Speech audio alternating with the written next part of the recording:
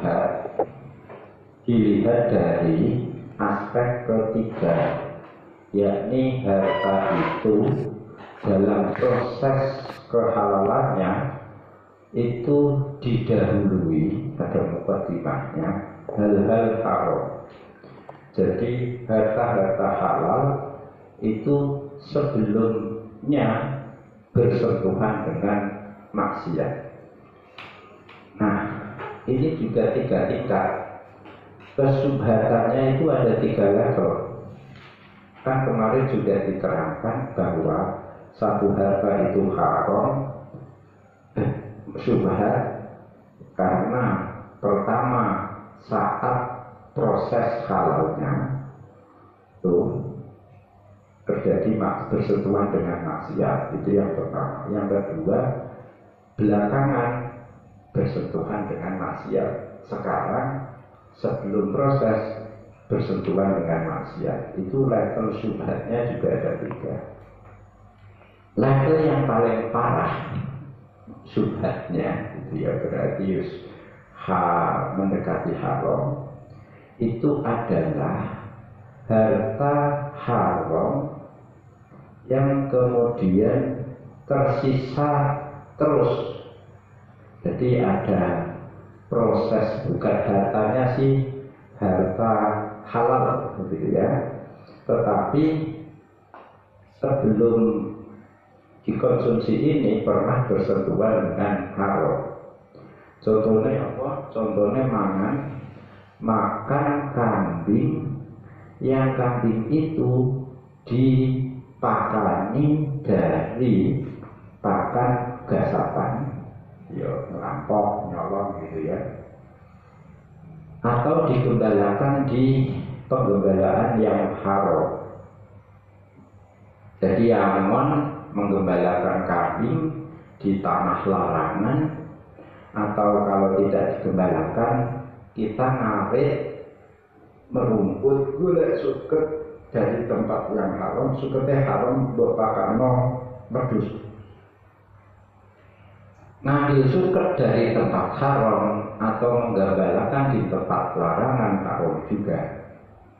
Terus kemudian yang jadi objek hukum di sini adalah kambing itu disembelih terus kamu makan. Nah, ini maksiat.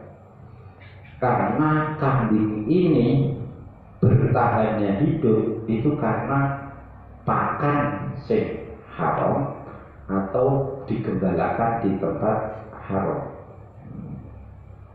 Bisa jadi daging yang tumbuh di tubuhnya, darah yang mengalir di tubuhnya, dan organ-organ yang lain pada kambing itu tumbuh karena suplai asupan itu tadi yang haram. Nah, oleh karena itu menghindari sebetulnya tidak wajib menurut Imam Ghazali, hanya memang tidak wirai. Jadi ini syubhatnya paling parah sehingga penting menghindarinya, yakni wirai. Ada dulu namanya ulama-ulama salaf mempraktekkan itu. Misalnya namanya Abdullah At-Tusi. Beliau itu punya kambing, beliau gembalakan itu. Waktu mengembala, pergi menggembala, digendong, dipikul begitu, supaya tidak menginjak tanah yang itu setiap hari. Terus dia gembalakan di tempat penggembalaan umum, berarti halal. Nah, terus dia sholat. Biasanya sambil menggembala dia nunggu, dia sholat. Sehari-hari beliau ini mengkonsumsi air susu dari kambing ini. Nah, suatu hari beliau pas sholat, kambingnya ini offset, maksudnya berpindah, bergeser ke tempat penggembalaan yang haram. Ketika itu adalah kebun kurmanya milik orang. Akhirnya bagaimana? Karena beliau ini menganggap ini kambing kadung mengonsumsi rumput yang haram, akhirnya ditinggal saja di tempat itu daripada dia nanti mengkonsumsi air susu di kambing yang makan rumput haram. Jadi ya sampai segitunya. Nah, ini menunjukkan wajib apa tidak. Menurut Imam Ghazali tidak sampai wajib. Masa hanya gara-gara sekali saja kan, saatan saja, sekali nyebrang di penggemar di tempat haram, terus beliau kalau nak corone ngono ya entek wedhus. malah cahangan itu beling-beling, anak cahangan itu beling-beling. Nek perlu dia punya rumput sendiri di tempat terbuka, rumput tetangga lebih hijau katanya. Malah makan cengarong. Nah, itu berlebihan dianggap ini benar, yang ini tapi sampai ditinggalkan itu berdusir ya, siji gitu ya, berdusir, bilang-bilang hartanya cuma itu kan berat juga. Pernah Umar itu punya anak namanya Abdullah dan punya anak juga namanya Ubaidillah, kakak beradik. Yang besar Abdullah, yang adiknya Ubaidillah.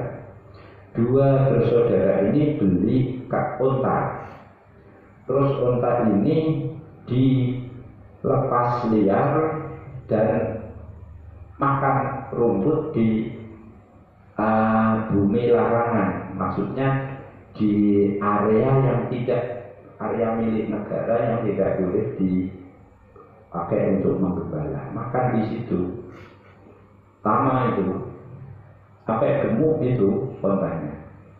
Terus Umar tahu kelakuan dua anaknya ini, dipanggil, apakah kalian berdua itu menggembala di tempat larangan?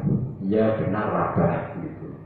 Terus akhirnya Umar, ya sudah kalau demikian unta ini menjadi milik dua pihak.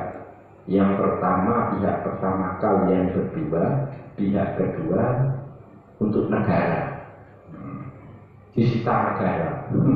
Usulnya sita negara ini bukan karena didiamkan, tapi karena ini makan rumput negara.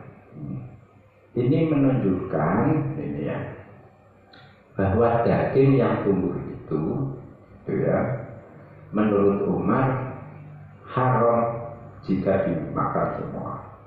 Jadi apa akibat tindakan Umar membagi dua kepemilikan unta ini ya, itu berarti ada bagian yang haram dalam unta. Menurut panjenengan bagaimana Imam Ghazali? Menurut saya tidak haram, tidak sampai haram. Yang namanya pakan itu ketika sudah dikonsumsi ya sudah hilang gitu.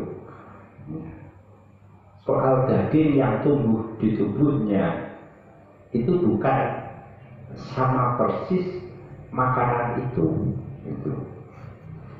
Jadi karena ini tidak daging yang berkembang di tubuh unta ini bukan pakan itu sendiri, gitu ya. Maka yang pemilik tempat itu tidak ikut memiliki itu. Nah, Umar kok memutuskan itu?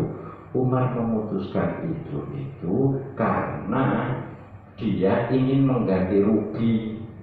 Jadi yang separuh dari unta ini menjadi disita negara ya karena sebagai ganti rugi rumput yang dimakan gitu. Sa'ad bin Abi Waqqas juga begitu. Sa'ad bin Abi Waqqas itu ketika pulang dari Kufah menuju Madinah, membawa, dia ditugaskan sebagai gubernur di sana, datang ke Madinah, disita sebagian hartanya oleh Umar. Abu Hurairah dikirim Umar jadi amil zakat di daerah tertentu, pulangnya dibagi separuh gitu, karena menganggap ada bagian yang tidak menjadi haknya Abu Hurairah sebagai amil gitu. Oleh Umar dianggap separuh.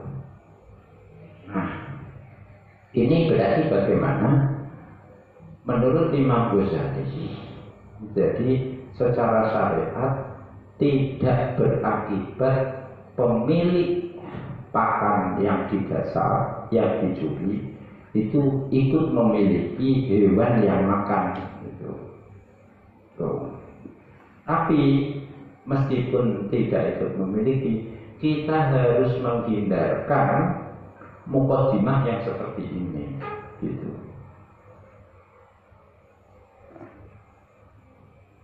Karena ini berakibat syubhat dan tingkat syubhatnya tinggi, yang tertinggi. Nah sekarang tingkat syubhat yang menengah.